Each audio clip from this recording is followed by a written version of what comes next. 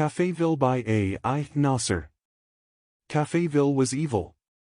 The stories were plenty, and my father usually had a damn good time telling them to me. He'd relate one happening after the other, always just before bedtime, making sure I went to sleep with enough demons in my head to host a party. I remember my mother chastising him about it, and how he'd always raise his hands up in mock defeat, telling me that the old ball and chain has spoken, son, just before sending me off to bed. Alone. I think he secretly enjoyed it. It was the New England part of him, the gene that always made sure everyone knew just how messed up that part of the world was. Connecticut, he used to tell me, was the breeding ground for everything that was wrong with this country. All the things that scraped against the outside of your window on a stormy night, or knocked on the inside of your closet door when you knew there was nothing behind it. And in the middle of it all was Caféville. Or, at least, that's what my father believed. The old man had a weird sense of humor. And as I grew older, his stories became a little more ludicrous every year. The girl who ran away because she had done the nasty with a demon. The vengeful spirit in an old Victorian whose husband had been cheating on her. The curse of the Crawford family, jumping from one generation to the other. A thing of nightmares, Benji. Don't ever go back. And I didn't. Since the day I was born and for the 30 years that followed, Caféville had always been just a name to me. A town that was no different than any other coastal fishing town no one's ever heard of. And, to be frank, I was more than content with leaving it that way. After all, I had no connections to it. No family was waiting for the return of their prodigal son. For all I knew, my father had probably never even been there himself, and had made the whole thing up. Whatever happens, Benji, you steer clear of that town. Hear me, boy? Loud and clear, old man. I closed my eyes and pinched the bridge of my nose, taking in deep breaths as I fought to stay awake at the wheel. It was a long drive from Minnesota, and the weather wasn't helping. It was like winter was having a tantrum and decided to give one last hurrah before storming out and slamming the door behind it. In the falling rain, I could barely see a few yards ahead of me, and the constant swishing of the windshield wipers had slowly become an annoying drumming in the back of my head. 21 hours, 1,400 miles. You're a royal pain in the ass, you know that? I looked down at the urn sitting majestically on the passenger seat of my Honda Civic, my father's initials etched into the copper coating with the perfect cursive only a funeral parlor could pull off. A.P. Alan Phillips. The two letters looked like they were smiling at me. As if my father were laughing at how, even in death, he was putting me through another nightmare. I wish you were alive, I sighed as I pulled away from the curb. At least then I could make sure Mom gave you hell for this. It was another 20 minutes before I saw the Caféville welcome sign, proud town of population 2,800, the words painted in a neon yellow that even the rain couldn't hide. I steeled myself, gripped the steering wheel harder as the car swerved a bit, and eased off the gas. I fully intended to get in and out within a day. I didn't need an accident slowing me down. You'd be just another story, Benji. Another tale a father tells his son. And you sure had a lot of those, didn't ya, Pops? I smiled to myself. The main road into town was thankfully empty. Although it was almost 4 in the afternoon, the gray skies made it seem like dusk, and through the sheets of rain I could barely make out a few people walking briskly along the sidewalks under the protection of store canopies.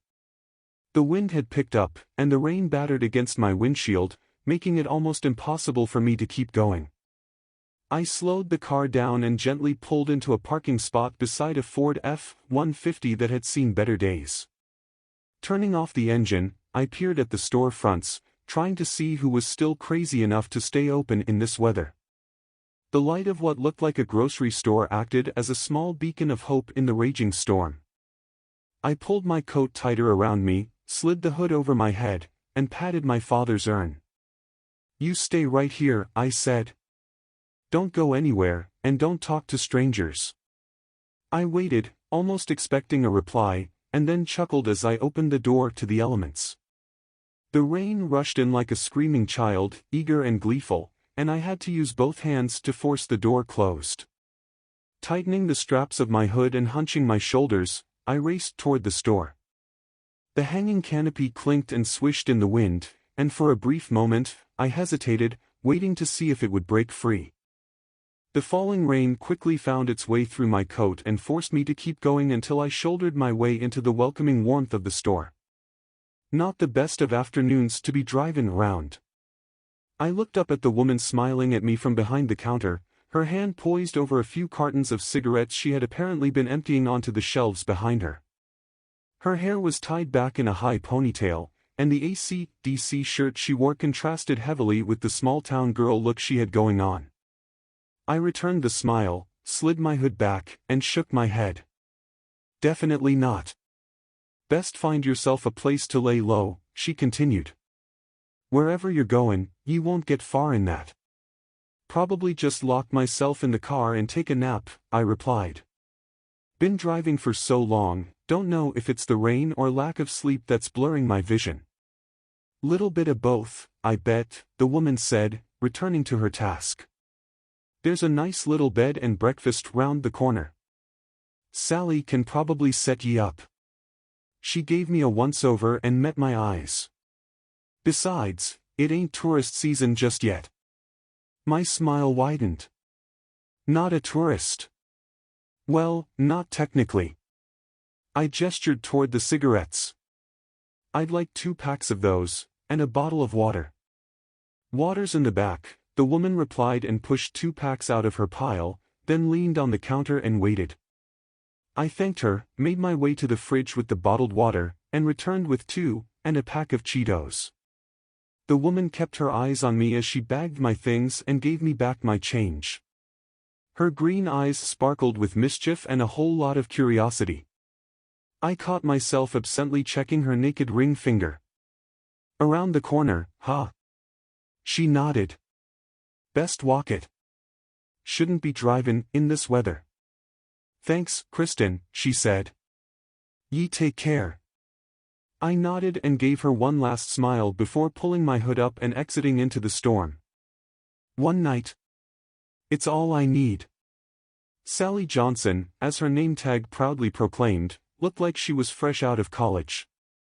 She gave me a quick and uneasy smile as she took my credit card, almost dropped it, then apologized under her breath.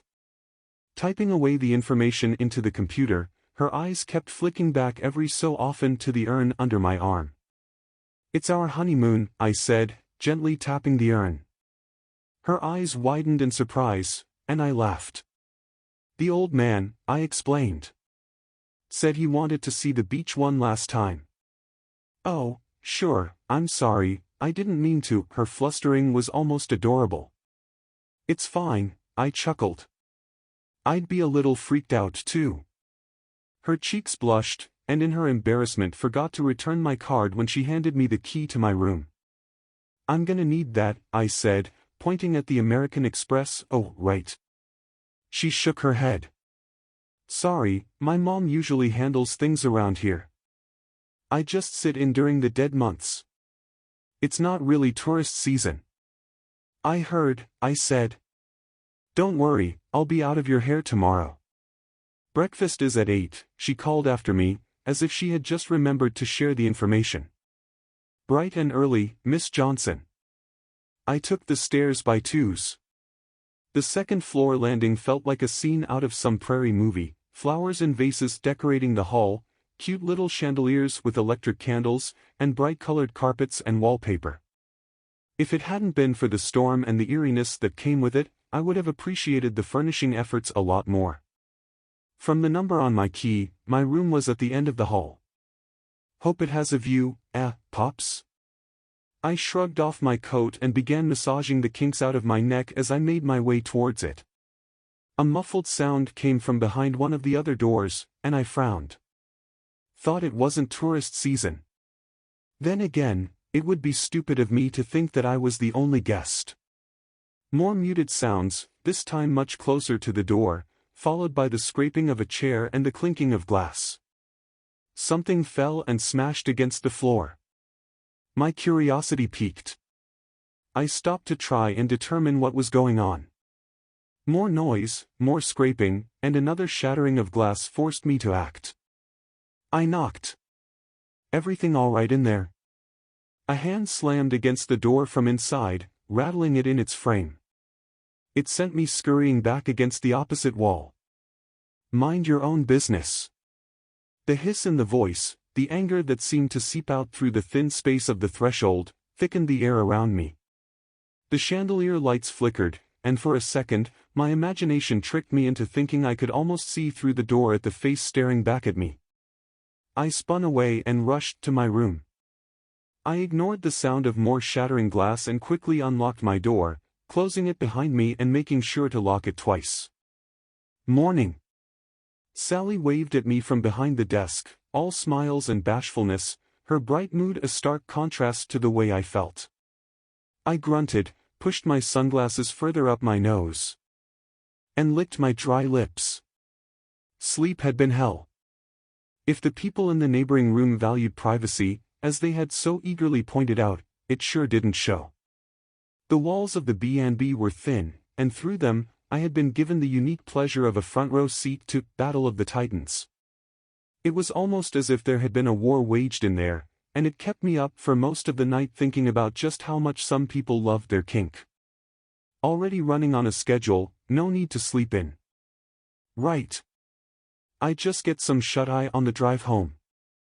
Any damn motel would do compared to this.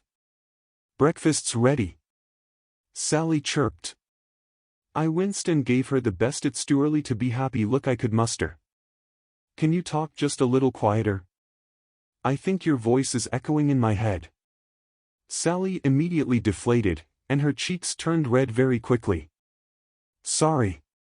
"Don't apologize," I replied. "It's me, not you. Not a morning person."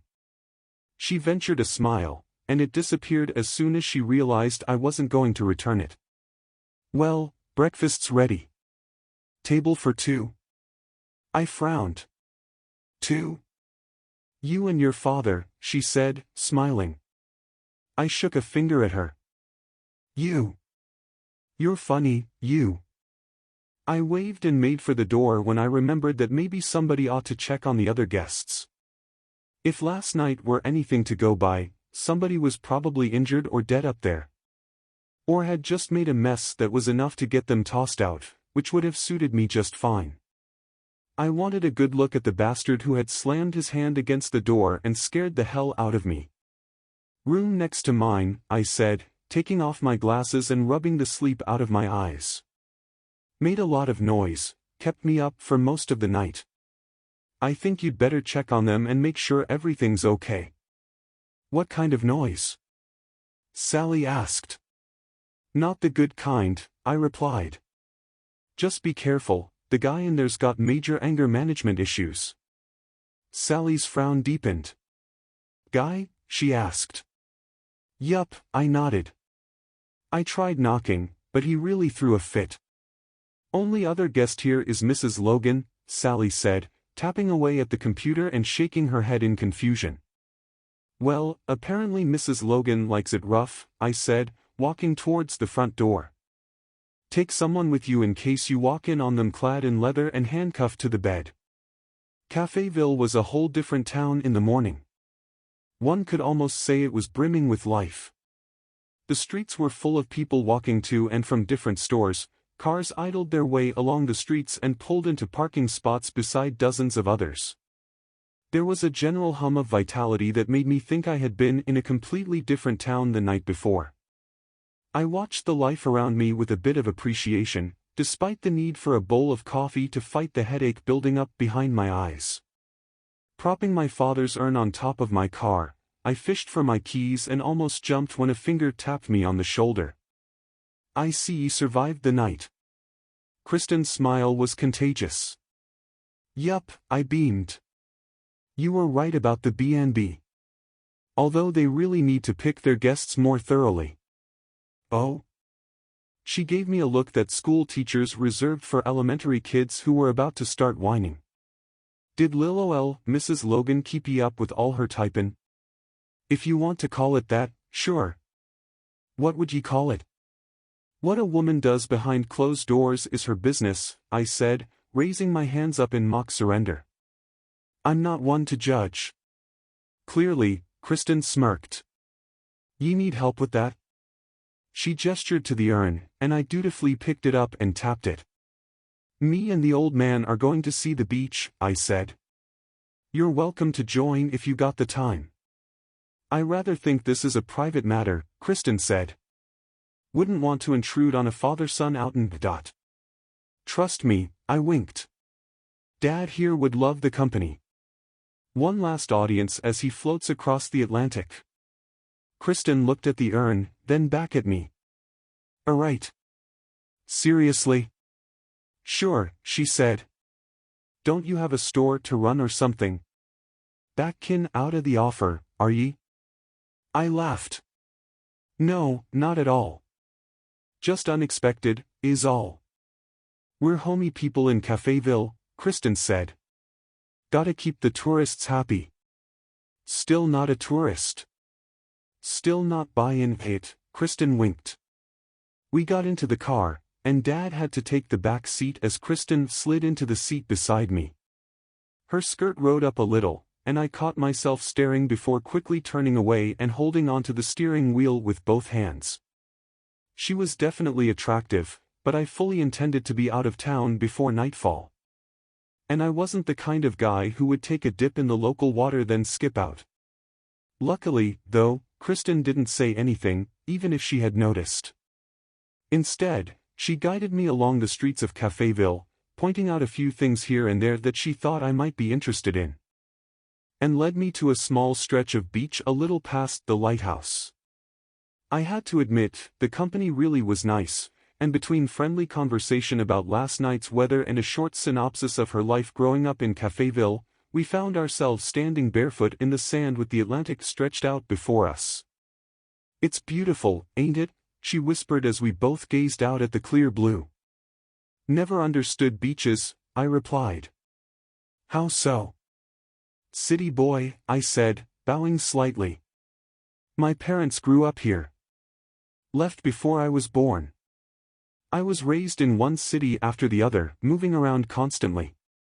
Give me concrete jungles and I'm all yours. Sounds a bit much. It can be, I admitted. But it's home. Guess your father thought different. I looked at her, taking in the gentle line of her jaw and the high cheekbones as she continued to stare out at the ocean. Why's that? She looked at me, and in the sunlight, her eyes took on a bright gleam. Brought ye all the way out here, didn't he? I chuckled as I unscrewed the top of the urn. He always had a weird sense of humor. I took a few steps forward until I was ankle-deep in the water, then shook my dad out of his confines and let the wind do the rest. Happy flying, Pops, I said, my eyes watering just a bit. Hope it's all you'd hoped it was. I ended up staying a lot longer than I expected to. Kristen invited me for a cup of coffee a few streets away from the beach, a peculiar little place that was bustling with the afternoon crowd, but we were still able to find a relatively quiet place to enjoy our brew.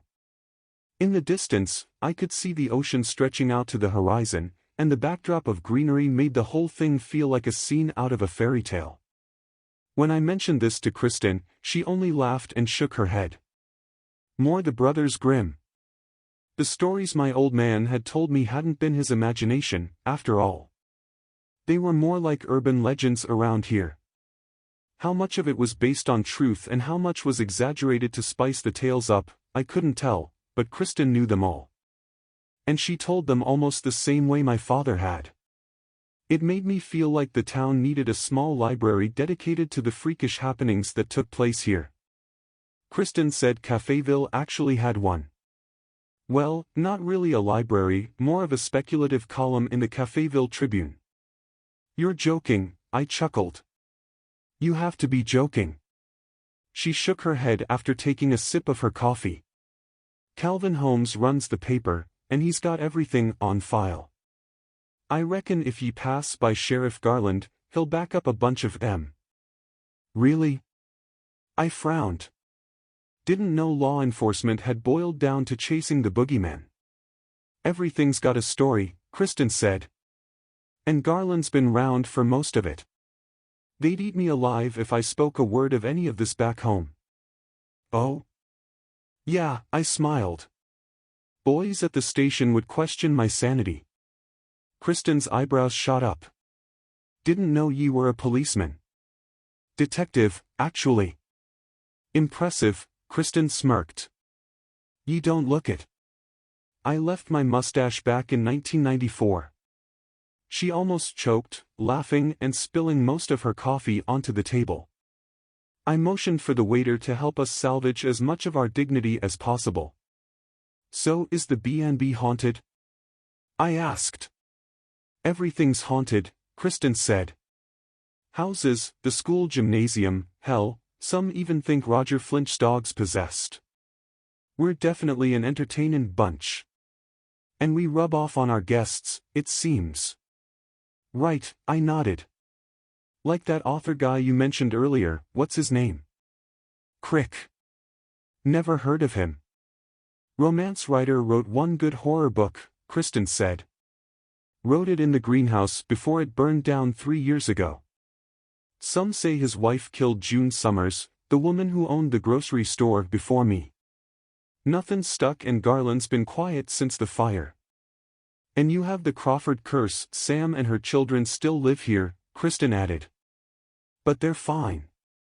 The curse only goes through the male side of the family. How about the girl who skipped town? Which one? I raised an eyebrow. Many girls disappear around here. Kristen laughed. Sure. There's Ashley McLean. Demon lover? One and the same, Kristen nodded. Before my time, so I couldn't really tell you much. But my mother said she was definitely pregnant. No one's heard of her since, or the babe. But there's this author, Kyle Ashfeld. Lots of his stories are just variations of the ones we tell tourists here. Rumors are Ashley's made a good life for herself somewhere, and that Kyle's her boy. A lot of horror authors coming through here. It's Connecticut, Kristen shrugged. Something in the water. I laughed at that. Who else? Kristen raised her eyebrows in confusion. You said there were other girls who disappeared. Ah, she nodded. Tara Fry up and left one day, didn't tell a soul. I used to babysit her son, Jimmy, when his father ran out on them. I scoffed and shook my head. You really got a madhouse here, don't you? Sure, she winked.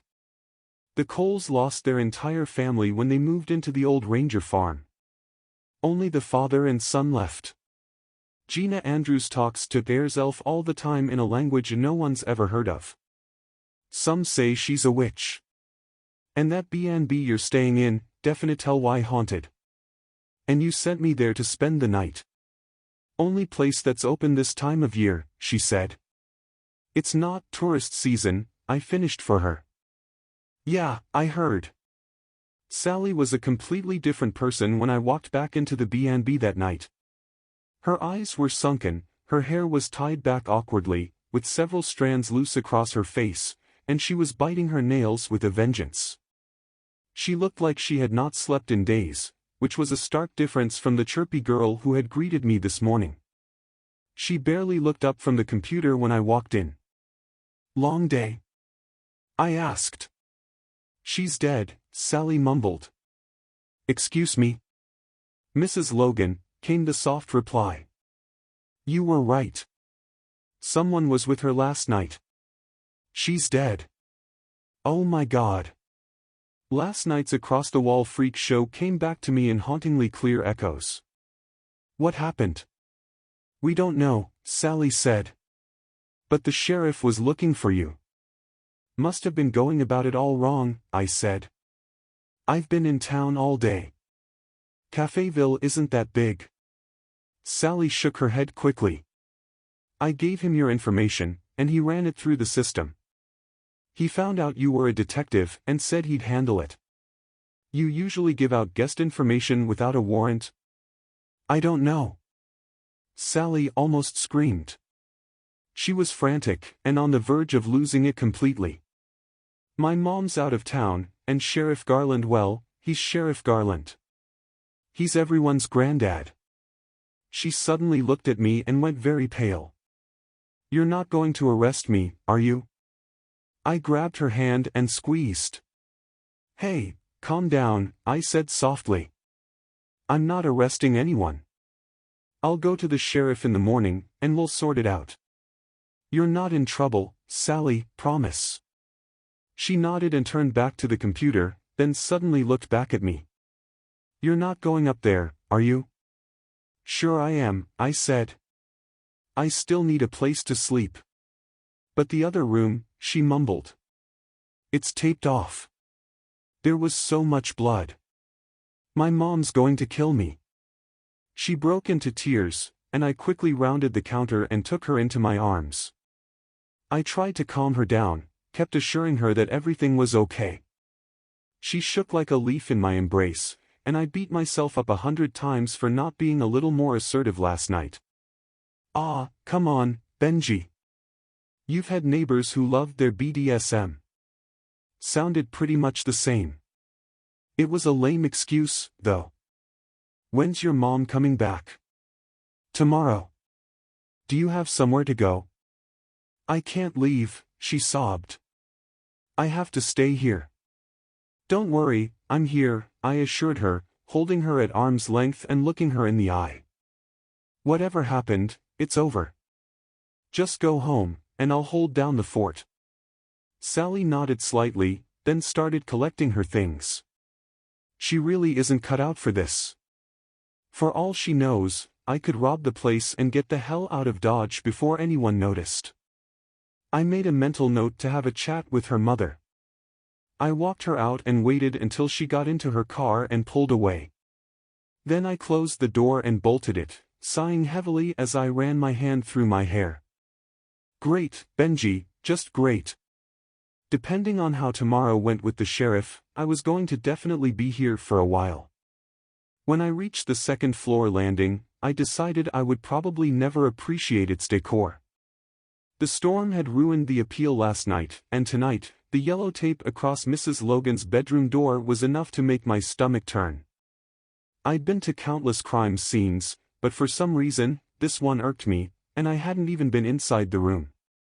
It probably had to do with the memory of last night, and that face I could have sworn I had seen.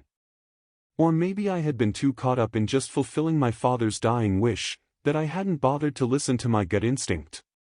Either one of them would be enough to keep me up all night. I walked past Mrs. Logan's door, and a part of me itched to push past the yellow tape and let myself in. It didn't matter that I didn't have the key to the room, there had to be a master somewhere in the office downstairs. If I really wanted to get in. But I didn't. I wanted to get some sleep, and then give my statement in the morning and drive home. The sheriff and local authorities could deal with Mrs. Logan's room on their own. The sound of a scraping chair across the hardwood floor stopped me. Memories. Your mind's sick idea of nostalgia. If I really wanted to get in. But I didn't. I wanted to get some sleep, and then give my statement in the morning and drive home. The sheriff and local authorities could deal with Mrs. Logan's room on their own. The sound of a scraping chair across the hardwood floor stopped me. Memories. Your mind's sick idea of nostalgia. If I really wanted to get in. But I didn't. I wanted to get some sleep, and then give my statement in the morning and drive home. The sheriff and local authorities could deal with Mrs. Logan's room on their own. The sound of a scraping chair across the hardwood floor stopped me. Memories. Your mind's sick idea of nostalgia. The scraping came again, this time faster, and the door shook in its frame as the chair was hurtled against it. I fell back, head slamming against the opposite wall, the déjà vu of it all making my mind spin. A soft chuckle came from behind the closed door. And then a knock. Told you to mind your own business. The voice was the same from last night. I instantly jumped to my feet and raced to my room. Gun. The killer's back. I fumbled with the keys. A frantic pounding issued on Mrs. Logan's door again. It quickly became a series of barrages coupled with the hoarse screaming laughter of the man inside. "Mind your own business, Benji. Mind your own business." I fell into my room and kicked the door shut. In an instant I was on my feet and reaching for the bedside table where I had stashed my gun, stupidly believing it would be in bad taste to take it with me while I scattered the old man's ashes. I opened the drawer just as the bombardment of slamming fists cascaded onto my own door. Clicking off the safety, I turned and fell to one knee, gun aimed at the hammering. It stopped. My heart pounded in my chest, threatening to break open my ribs and seek its own safety, away from whatever the hell was in the hall. I tried to control my breathing. My hands were steady, the gun aimed true, but a chill raced down my spine. "I told you to mind your own business." The voice was barely a whisper, but in the darkness around me, in the stillness that had fallen upon the quaint little B&B, it could have been coming through a megaphone. I counted to 10, slowly, waiting for my heartbeat to slow down and my breathing to return to normal. "Mind your own business." He was singing it. Chuckling while he said it. And Sally was going to be in here alone with him, damn it. I slowly stood up, my aim never wavering. I kept my eyes locked on the door, and a part of me wondered if anyone would judge me for shooting a bullet through the thin wood and into the bastard behind it. Movement from the corner of my eye caught my attention, and I twisted around, gun ready. I stared at my reflection in the large mirror over the bureau against the far wall. But it wasn't me. Not quite. It looked like me. It held the same stance, stood in the same room, wore the same clothes. But it definitely wasn't me. My reflection smiled, and I swear that smile almost stretched from one ear to the other. It slowly lowered the gun, held its hands out and took a bow. Then it lifted the gun once more, slammed the muzzle against its head and pulled the trigger. I flinched, the sound of the gunshot deafening in the room, and watched my reflection drop lifeless to the floor. "Do it," the voice from the other side of the door whispered. "Do it, or I'll come in and help you." I swept the gun from the mirror to the door and back again. The knocking recommenced, and a little child began to sing Itsy Bitsy Spider as the knob slowly turned. I fixed my aim on the door, waiting to shoot and kill whatever would decide to be stupid enough to come inside. "That gun won't do much, kiddo." I turned back to the mirror. The reflection was different now, a room similar to mine but the furniture in all the wrong places. A woman sat at the center table, the clicking of her typewriter adding to the ice running through my veins. The child continued to sing. The knob continued to slowly turn, left and right. He came into my room, and I never left again. The old woman looked at me, and she smiled. Blood began to pour out of her mouth. With an ear-piercing scream, she raced at me, slamming against the mirror just as I let a round go. The mirror's glass shattered to 1,000 pieces and rained down on the bureau. The man behind the door laughed. "Didn't your father tell you not to come back, Benji?" the man hissed. "He warned you. But you wouldn't mind your own business." "Wasn't exactly my choice, buddy. Stay a bit longer, Benji, and we can play. Oh, we have so many nice games here. We'll have a grand OL time you and I, Benji. A grand OL time." The knob rattled, but the door remained closed, and the hammering began again, shaking it in its frame. "There are so many games, Benji. So many games." I turned around, aimed my gun at the picture window, and let another round go. The glass collapsed in shards that littered the floor just as the door erupted open and a gust of hot air slammed into my back. Not daring to look behind me, I raced towards my newly formed exit and jumped. The cackling laughter of a madman followed me. "So you're stayin'?" Kristen looked at my bandaged arm before her eyes met mine, her coffee held tightly between both hands. "Garland's got me on a tight leash," I replied, wincing as I shifted in my seat. The drop from the B&B's second floor had broken my arm, but luckily nothing else. Just a bunch of scratches and bruises, and a hefty bill to replace the picture window and mirror I had broken. No one seemed to be too concerned with why I had been shooting up the room, or why I had jumped. That only made it worse. "Well, ye can stay in the room for as long as you want," Kristen said. "Just make sure you don't shoot anything." I smiled. The fact that she was giving me the room over her garage rent-free for the next few weeks was enough to make me feel like I owed her the world. Kristen eyed me for a few minutes before she took a sip from her coffee. "Go ahead," I said. She looked at me in feigned confusion. "Oh, come on, I know you want to ask me about it." "No," she said, shaking her head nonchalantly. "I don't, really." "You're not just a little curious? Ye gave your statement, said you thought Mrs. Logan's killer had come back," she said. She looked me in the eye, hard and long.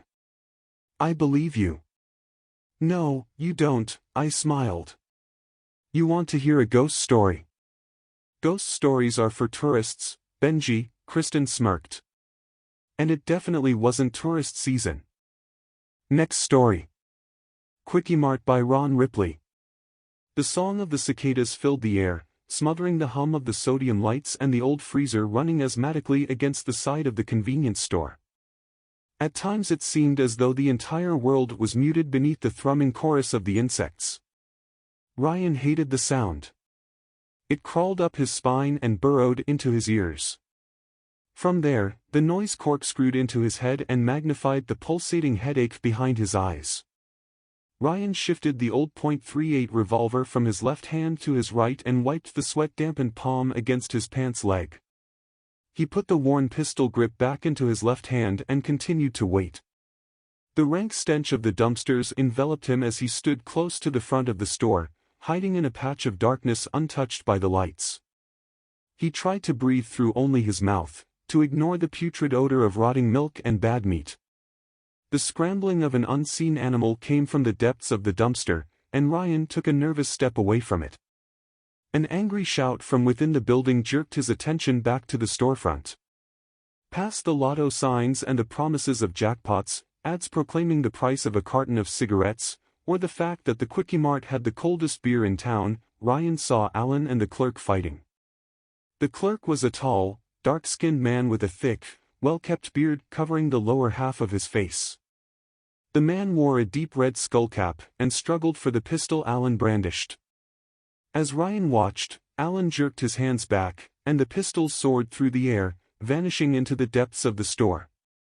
For a split second, Alan stood perfectly still, an expression of horrified surprise on his face. No such look appeared on the clerk. The man scrambled over the counter, and the sight of him spurred Alan into action. Ryan saw his friend barrel through the door, slamming it with enough force to break the glass.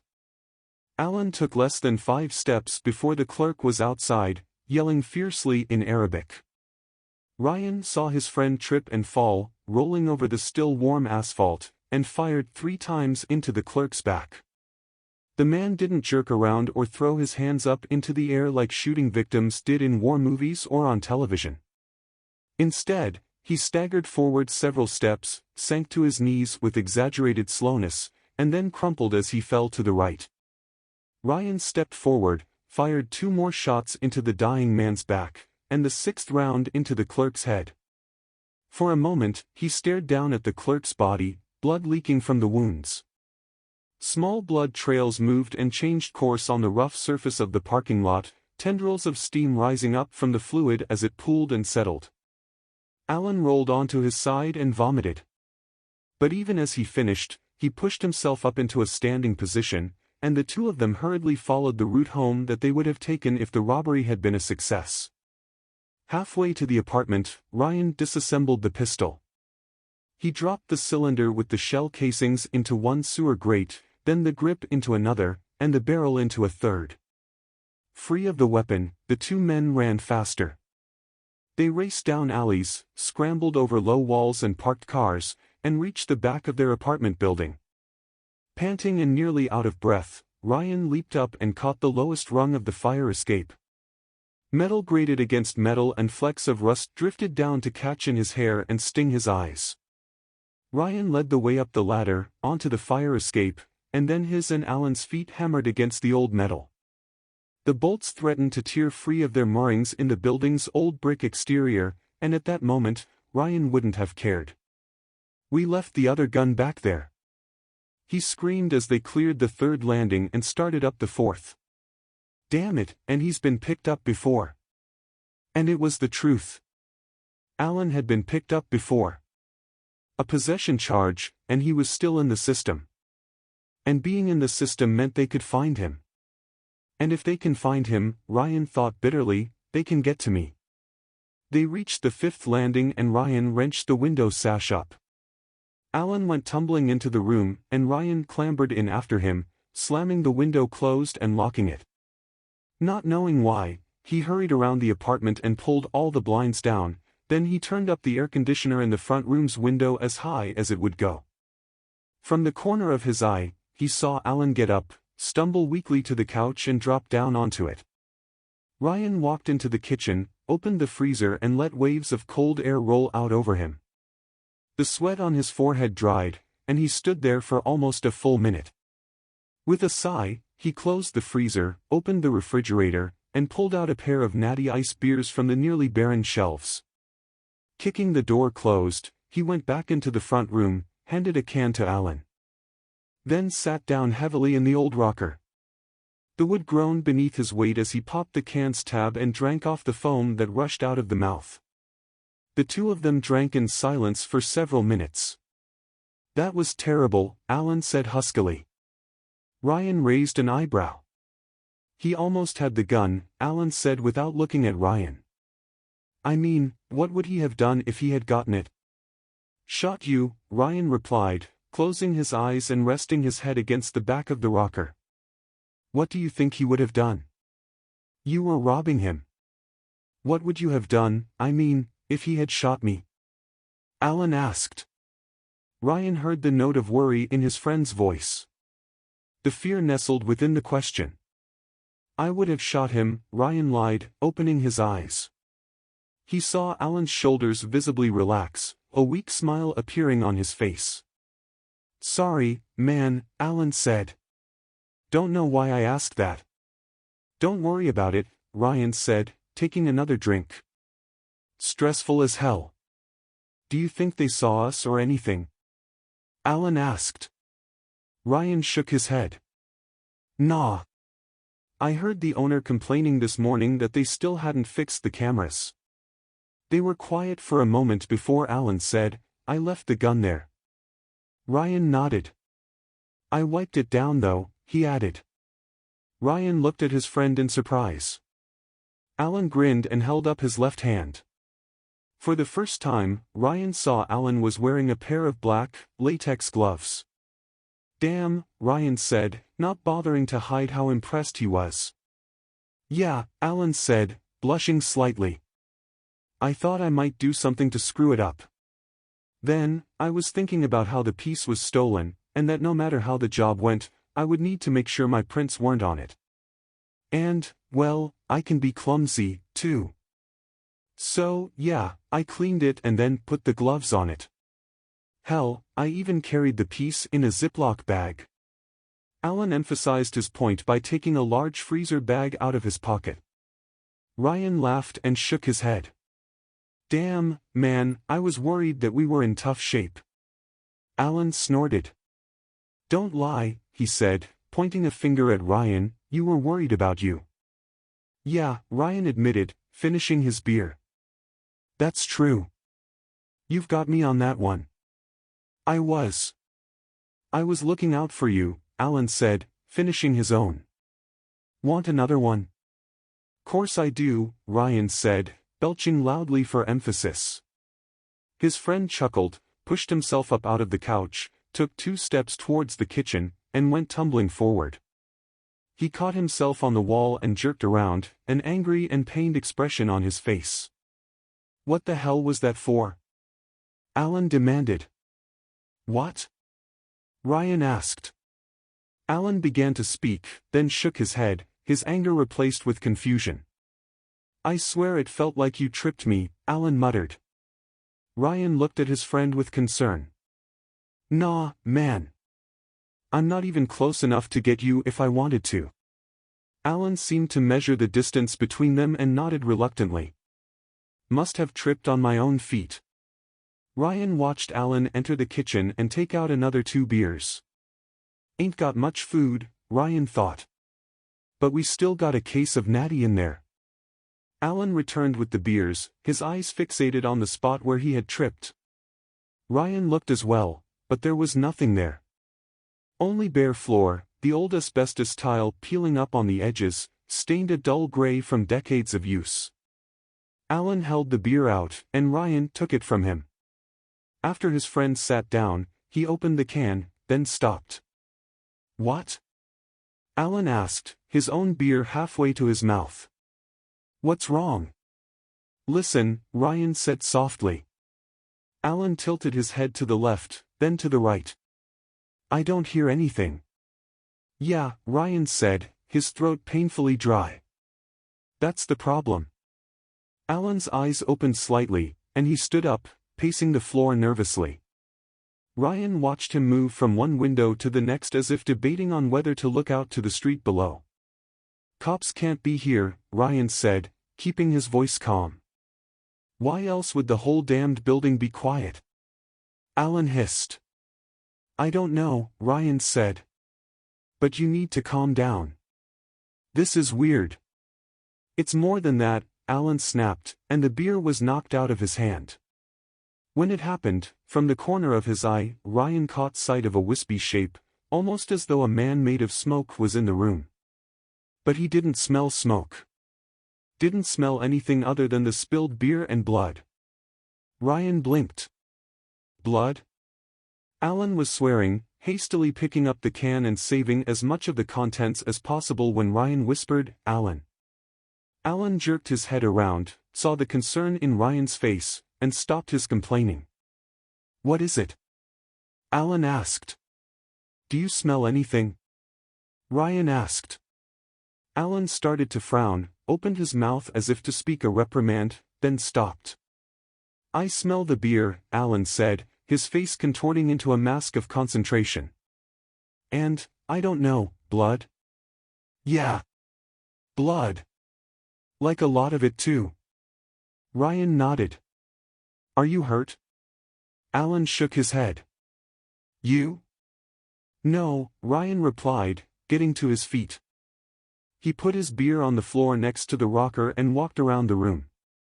As he passed by Alan, he felt an uncomfortable dry and painful heat slam into him. The force was powerful enough to send him staggering backward. "Damn!" Alan shouted. "You okay?"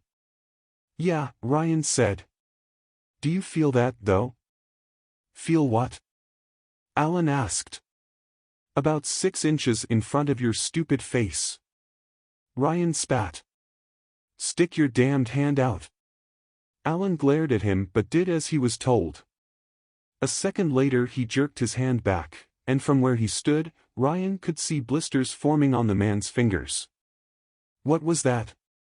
Alan's voice was one of hushed fear. He glanced up at the unbroken ceiling and asked, "Could it be something up there? Maybe a pipe or something?" Ryan almost dismissed the idea immediately, but he remembered the thin, almost non-existent form he had glimpsed only a few minutes before. "Maybe," Ryan said, keeping his eyes on the ceiling. Cautiously, he stepped forward and eased his left hand toward the heat he had felt before. "Nothing," Ryan said, letting his hand drop. "Nothing at all." He turned, picked up his beer, then came to a stop. The faintest hint of a whisper slipped through the room. Alan took a nervous step back, scratching his left arm nervously. "What the hell was that?" Alan asked, his voice trembling. "I don't know." "Maybe someone went by in the hall," Ryan said unconvincingly. "No," Alan said. "Not that. Something else made that noise. Something in here." Ryan opened his mouth to speak, but he closed it as he shuddered. He felt the thin pricking of insect legs on his skin, and he looked down at his arms. Nothing could be seen. Alan let out a pained yelp. Ryan jerked around and saw his friend stumble toward him. "What's wrong with you?" Ryan snapped. "My back." Alan wailed. "Something burned my back." Ryan scoffed, and then he stopped. He smelled burnt pork and charred cloth. "Turn around," he said to Alan. Without a word, Alan did so. Ryan hissed through his teeth and shook his head. Alan's back was exposed through a large hole in his t-shirt, the edges of which were black.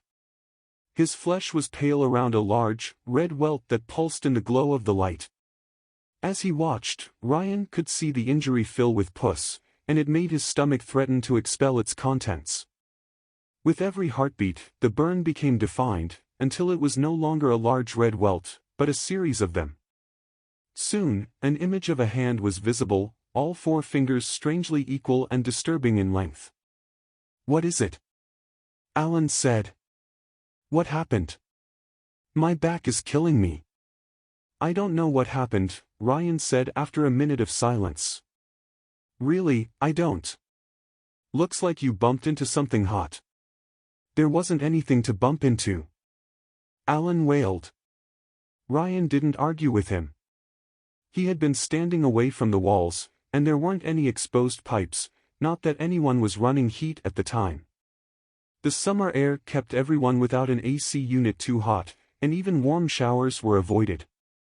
"We have to get you in the bathroom," Ryan said. "You've got a burn, man. A bad one." Alan shuddered, nodded, and walked toward the bathroom.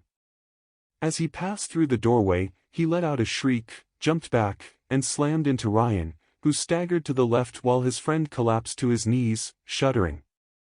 "What happened?" Ryan demanded, regaining his balance.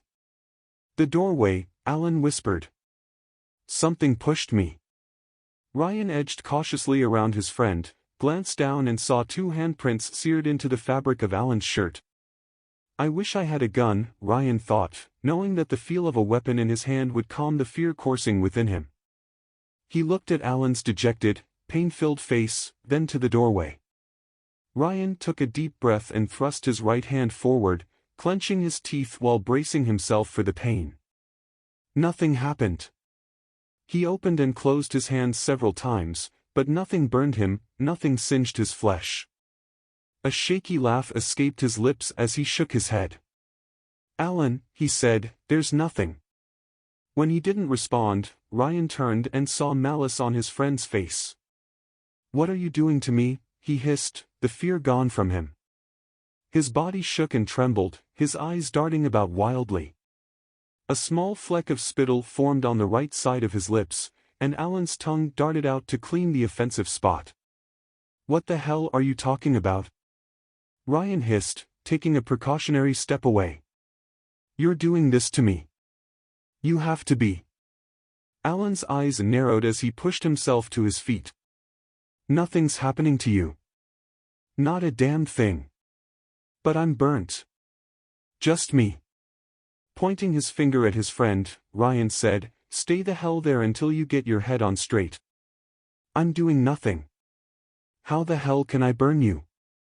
"I have no idea," Alan grumbled. "I know you are, though." Ryan turned partially, placing himself at an angle from Alan, presenting a smaller target to strike if his friend attacked. Alan took a small step toward him and his hands clenched into fists. Ryan stepped into the kitchen carefully, glancing to the right to see that the door out of the apartment was still locked. The moment his eyes looked away from Alan, the man sprung at him. Alan's thin shoulder slammed into the meat of Ryan's own. The force of the impact sent him staggering into the kitchen counter, pain exploding across his lower back.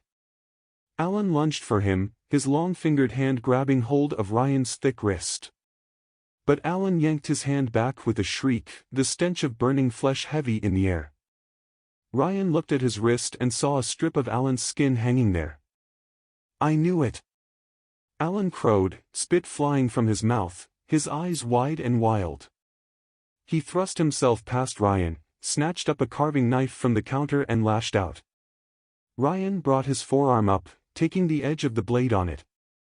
Blood sprang out of the wound, and he felt the steel jar against his bone. The pain was sickening. Rage exploded from him. Furious, Ryan pushed back with his arm, driving Alan into the refrigerator. Drops of his blood splashed onto Alan, and the man moaned in agony as the blood burrowed through his skin. Alan jerked the knife free and thrust it forward. Ryan caught Alan's wrist with his good hand, sneered with satisfaction as Alan's eyes rolled back with pain, and jerked the knife free. Without hesitation, Ryan stabbed Alan with the knife, the blade passing up and under the sternum into the other man's heart. Alan blinked, gasped, shuddered, and collapsed. The sudden drop to the floor jerked the knife out of Ryan's hand, leaving him standing above his friend's corpse. Below the thumping of his racing heart, he heard the steady thrum of the air conditioner and the refrigerator. Blood pulsed out of the wound in his forearm, dropping with an oddly even rhythm. "I need a doctor," he thought numbly. "I have to call 911. On stiff legs, Ryan walked into the main room, picked a dirty t-shirt off the couch and wrapped it around the wound. He reached for his phone, then swore and snatched it back. It was hot to the touch. Ryan's nose wrinkled at the smell of burning plastic and circuitry. A second later, the entire device burst into a brilliant blue flame. It burned only for a matter of seconds, but when the flame vanished, the phone was useless. Alan's, he thought. It's in his pocket. Ryan passed by the air conditioner and felt hot air blasting out of its vents. He veered away from it before he went to it, grasped the plug, and yanked it out of the wall. The air conditioner continued to pump hot air into the room. Fear nestled into Ryan's stomach. What's going on? He asked himself, slinking back into the kitchen. He shook his head, confused, turned to Alan's corpse and saw his friend's pants were burning and smoldering. The shape of Alan's cell phone was at the heart of the blue flames. Time to go, Ryan thought. Need to get out. Use the door. Make it to another apartment. Someone will call. Someone will. Ryan lurched across the small kitchen, grabbed the deadbolt, turned it, then pulled the door open. He found himself looking into his own kitchen. Confused, he turned around and saw the door was still closed and still locked. No, he thought, shaking his head. I just opened it. Ryan reached for the deadbolt and it vanished. He blinked and saw the deadbolt and doorknob were on the left-hand side of the door instead of the right. How can that be? He asked, reaching for the deadbolt again, only to see it vanish for a second time. Ryan watched, stupefied, as it reappeared on the right. He closed his eyes and thrust his hand out. His fingers found the cool wood of the door, traced the molding up, and found the lock. Excruciating pain erupted in his fingertips, and he tried to jerk his hand back, but something had a grip on them. Opening his eyes, Ryan saw a dark-skinned hand protruding from the door. It gripped his fingers tightly, and where skin touched skin, smoke rose.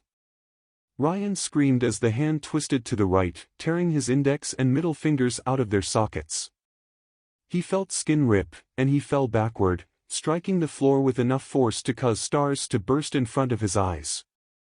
Beneath him the old linoleum rippled, shifted, and separated. Tendrils of it curled up around his limbs and took hold of him. He opened his mouth to scream, and a wide strip of the ancient flooring slapped itself across his lower jaw, silencing him. Ryan struggled, but to no avail. In seconds, he could no longer move. Long, thin needles of linoleum shot into him, burrowing through flesh and muscle before settling into his bones. He could feel the bones in his surviving fingers break, and his hip joints separate. Every part of him was slowly pulled apart until only his skin kept the rough form of his body intact. The agony he felt was beyond anything he could imagine, and with every shuddering breath he took, Ryan begged for death. From where he lay on the floor, he could see the door. Salvation lay beyond it if he could only free himself. Before him, the air shimmered. Slowly, as if pulling itself together from the air and the growing heat in the apartment, a form took shape. Long, agonizing minutes passed until a form stood before him, and Ryan moaned. The dead clerk.